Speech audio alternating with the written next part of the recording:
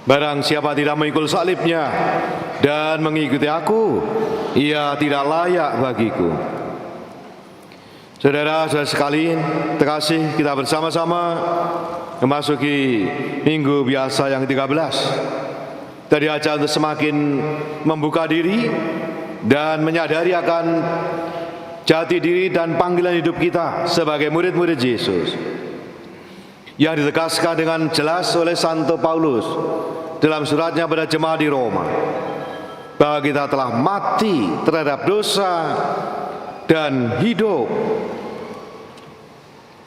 bagi Allah dalam Kristus Yesus.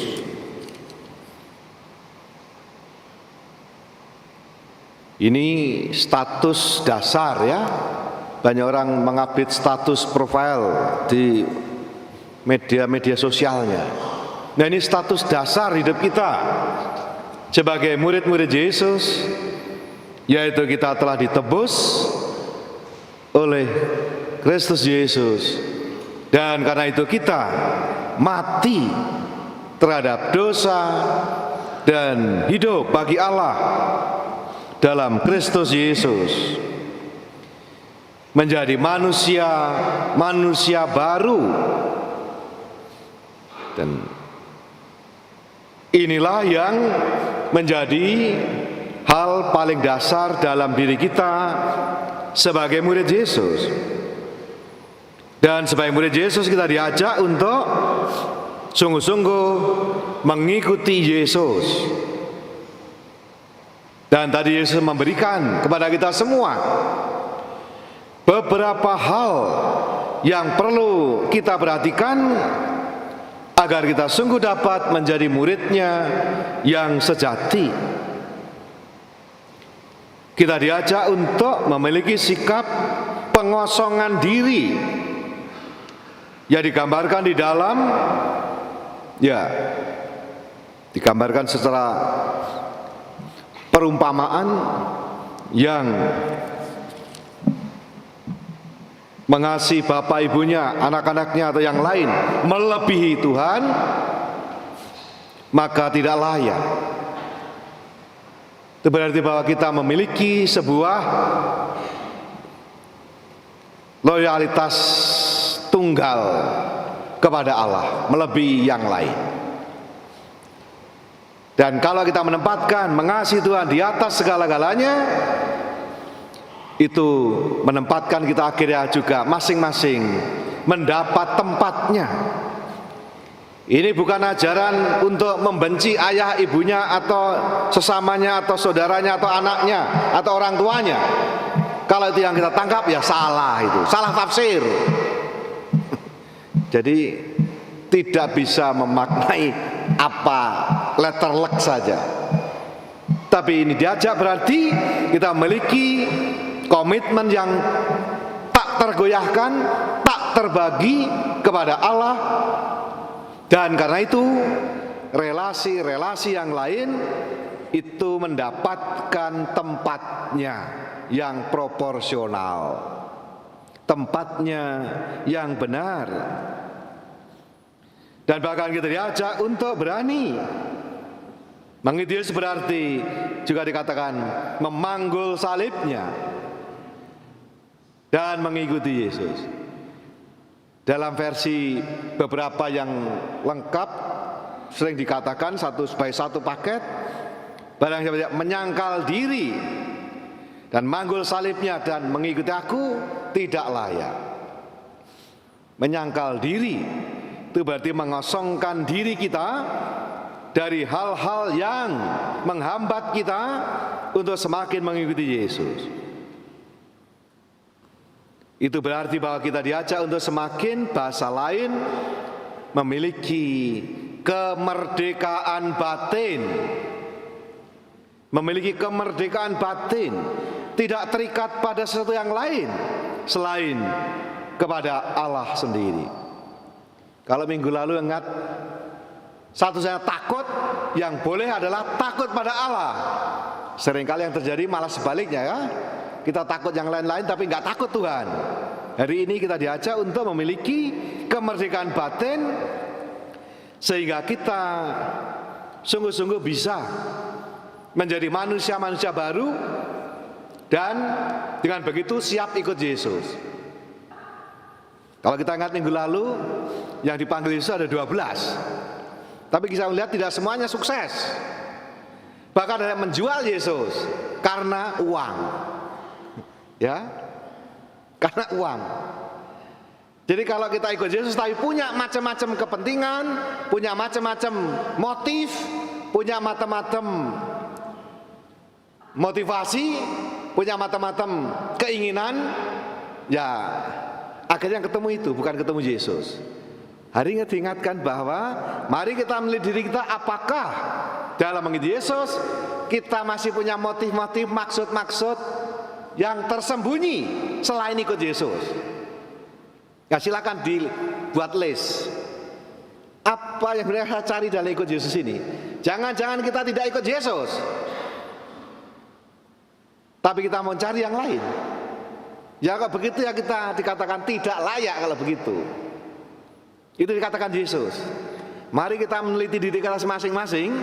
Apakah ada motif-motif tersembunyi, ada maksud-maksud tertentu, ada juga pamrih-pamrih tertentu dalam hidup kita mau ikut Yesus. Nah ini yang dimaksud tadi, supaya kita akhirnya karena mengenali itu, maka kita lalu boleh mati terhadap dosa, terhadap segala keinginan-keinginan, dan hidup bagi Allah dalam Kristus Yesus. Maka inilah yang menjadi tantangan bagi kita, ya. Apakah kita sungguh-sungguh ikut Yesus telah memiliki hal yang paling dasar yang diharapkan dari kita adalah kemerdekaan batin. Ya istilahnya tadi, barang siapa mengasihi ayahnya, ibunya, yang lain-lain melebihi aku, tidak layak untuk ikut aku. Mereka yang hanya mencari enaknya, mudah, murah dan gampang, dikatakan, kalau kamu ikut aku berarti siap untuk memanggul salib. Itu berarti siap untuk menanggung berbagai macam tantangan, kesulitan, justru semata-mata karena ikut Yesus. Kalau kita ikut Yesus mendapatkan fasilitas, kemudahan, keenakan, berbagai macam yang lain, ya Anda bisa keliru. Karena yang dicari sebenarnya itu, bukan Yesus. Maka Santo Ignatius de Loyola membuat sebuah buku kecil, latihan rohani, untuk mengajari kita semua mendapatkan yang namanya kemerdekaan batin itu. Ya kita rayakan nanti pada, ini kan kita awal Juli, nanti 31 Juli kita rayakan Santo Ignatius de Loyola. Dan latihan rohani itu apa tujuannya? Ini ditulis di sini, latihan rohani nomor 21. Itu bisa dimatiin nggak itu? Tolong HP-nya dimatiin supaya nggak ganggu yang lain. Ya. Apa tujuan dari latihan rohani? Yaitu mendapatkan kemerdekaan batin. Dikatakan menaklukkan diri dan mengatur hidup begitu rupa sehingga tidak ada keputusan diambil di bawah pengaruh rasa lekat tak teratur manapun juga. Yang kita lawan adalah kelekatan tak teratur yang buat kita tidak sampai kepada tujuan. Nah silakan kita menamai kelekatan tak teratur apa. Nah disebut di dalam Injil Yesus, ayah, ibu, anak, lalu juga segala yang lain. Nah silakan menamai. Maka latihan rohani berarti kita supaya mengenali pada titik mana kita mengalami kelekatan tak teratur, supaya dengan demikian kita memiliki kemerdekaan batin, dan kalau begitu kita siap dan layak ikut Yesus. Dan apa yang dimohon? Nah ini yang dimohon ya. Yang dimohon jangan hanya minta ini dan itu ya. Minta sehat ya baik sehat, tapi setelah sehat ngapain? Ya. Kita minta usaha lancar dan berhasil. Terus ngapain kalau udah dapat yang Anda minta? Itu masalahnya diminta Ignatius. Jadi kalau pernah diberikan, Anda minta pada Tuhan kesehatan, umur panjang, keberhasilan dalam studi, kesuksesan, usaha yang lancar. Terus ngapain? Kalau hanya itu aja, bukan murid Yesus itu. Hanya minta kaya, setitik. Kalau murid Yesus belum. Untuk apa itu? Ini yang dikejar. Anda sehat terus ngapain? Anda diberikan umur panjang terus ngapain? Umur panjang itu juga berarti harapannya makin bijaksana. Iya, itu yang diharapkan. Tapi umur panjang biar berarti banyak dosanya, lebih banyak dosanya. Jangan lupa. Maka yang diminta adalah, mohon yang aku hendaki, yaitu apa? Pengertian yang mendalam tentang Tuhan, agar aku lebih mencintai dan mengikutinya lebih dekat. Nah itu maksudnya. Anda diberikan mohon supaya sehat. Supaya apa? Supaya aku lebih bisa mencintai dan mengikuti Tuhan. Diberikan kekayaan, kesuksesan. Supaya apa? Supaya nantinya lebih dengan apa yang kulihat untuk kejahatan bersama, memuliakan Tuhan. Baru benar, baru itu murid Yesus. Kalau hanya minta ini saja titik, belum murid Yesus. Ya, ingat baik-baik. Apa bedanya dengan yang lain? Ya, intensitas misalnya itu loh. Anda minta apa saja boleh, tapi harus dikejar. Untuk apa itu? Bahasa lainnya, so what gitu. Ya, Anda sukses tapi lalu lupa Tuhan. Lah apa artinya? Berarti Anda tidak ikut Yesus. Anda minta pada Yesus pada kaya raya, setelah itu lupa Yesus, lupa Tuhan. Nah, bukan itu murid Yesus. Itu yang cari Yudas. Ya, ini kita harus diajak untuk melihat apakah kalau kita memohon sesuatu pada Tuhan, apapun itu namanya. Ignatius selalu mengajari, setelah itu untuk apa? Atau supaya apa? Nah, yang diminta adalah supaya dengan itu semua, kalau pernah mendapatkan semua yang aku mohon, supaya aku dapat lebih mencintai dan mengikutinya dengan lebih dekat. Nah, itu harapannya. Karena bisa jadi Anda minta ini, setelah diberikan Anda lupa Tuhan. Banyak contohnya. Dan itu bukan murid Yesus kalau begitu.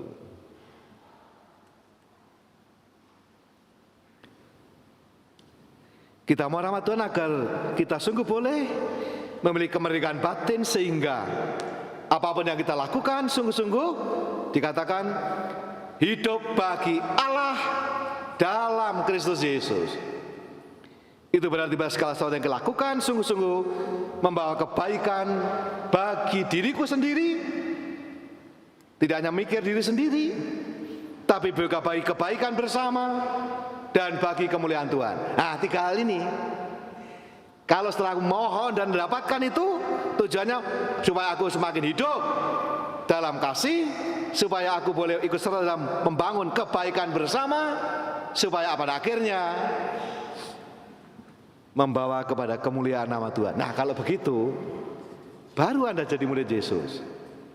Kalau belum, meskipun sudah dibaptis, ada nama baptisnya, ada sudah baptis, tapi belum sungguh murid Yesus.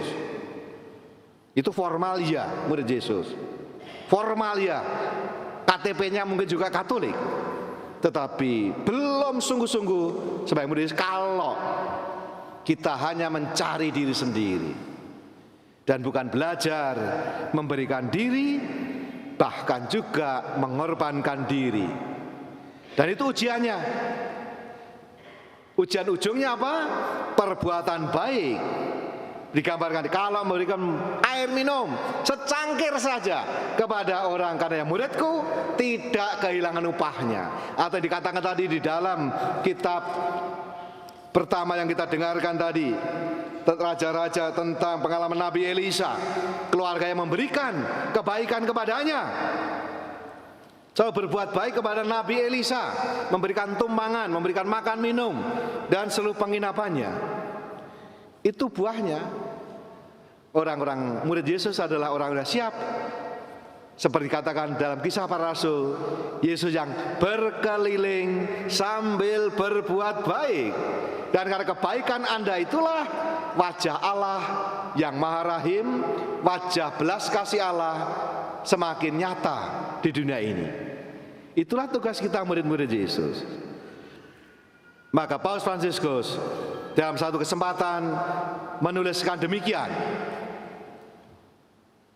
ya, bahwa ikut Yesus itu tidak murah, tidak murahan, tidak gampangan. Dikatakan begini, bahasa Inggrisnya, lalu saya terjemahkan. There is no such thing as low cost Christianity. Following Jesus means swimming against the tide, renouncing evil and selfishness. Jadi ikut Yesus tidak ada murah dan murahan. Kalau pesawat bolehlah, ya pesawat tiket murah. Semua kan cari yang murah ya. Ini musim liburan cari paket yang murah, pesawat yang murah yang lain. Tapi kekristenan tidak ada yang murah dan murahan. Tidak ada. Kalau mau ikut Yesus berarti kadang berani melawan arus, kadang kala tidak selalu melawan yang jahat dan selfishness, cinta diri. Cinta diri. Dan lebih lanjut dikatakan, if we wish to follow Christ closely, we cannot choose an easy and quiet life. It will be, nah ini yang penting, it will be a demanding life, but full of joy. Nah ini yang penting. Bahkan kalau kita ingin makin dekat dengan Yesus, mengikuti Dia, ini nggak bisa enak-enakan, nggak bisa gampang-gampangan, tenang-tenang saja. Itu akan menjadi hidup yang menantang, demanding, but full of joy. Itu yang dijanjikan Yesus. Maka ikut Yesus tidak mudah dan murah, tidak gampangan. Tetapi sangat menuntut, dan kadangkala itu sangat menuntut kita melawan diri sendiri, melawan yang jahat, melawan arus umum. Tetapi kita, dan itu berarti kadangkala memanggul salib, melawan yang dianggap biasa, yang dianggap umum. Ya kalau jahat ya jahat, kalau benar ya benar. Dan dengan cara itu, moga-moga seperti digambarkan oleh Santo Ignatius Loyola tadi, kita semakin memiliki kemerdekaan batin, sehingga segala sesuatu yang ada pada diri kita, apapun relasi, barang, benda, jabatan dan sebagainya, tidak membuat kita melekat, tetapi kita tetap memiliki kemerdekaan batin, sehingga kita boleh senantiasa tekun mengikuti Yesus, mengikutinya dengan lebih dekat, semakin boleh mengalami sukacita Injil. Dan itu yang ditawarkan Yesus. Tidak berarti bahwa semuanya beres. Seperti dikatakan Paus Fransiskus, memiliki iman, mengikuti Yesus tidak berarti tidak akan mengalami kesulitan, tetapi memiliki kekuatan untuk menghadapinya, karena mengetahui bahwa kita tidak sendirian. Tuhan senantiasa menyertai hidup kita. Dan semoga dengan keyakinan iman itu, kita sungguh boleh mengisi hidup kita. Semua dipanggil menjadi kudus, untuk menjadi sempurna dalam kasih. Dengan apa? Dengan menjalani hidup kita dengan cinta kasih, dan memberikan kesaksian dalam segala hal yang kita lakukan, dimanapun kita berada, kapanpun dan sekecil apapun yang kita lakukan. Moga-moga itu semua membawa kepada kebaikan bagi sesama kita, membawa juga bagi kemuliaan Tuhan dan kita sendiri, mengalami sukacita.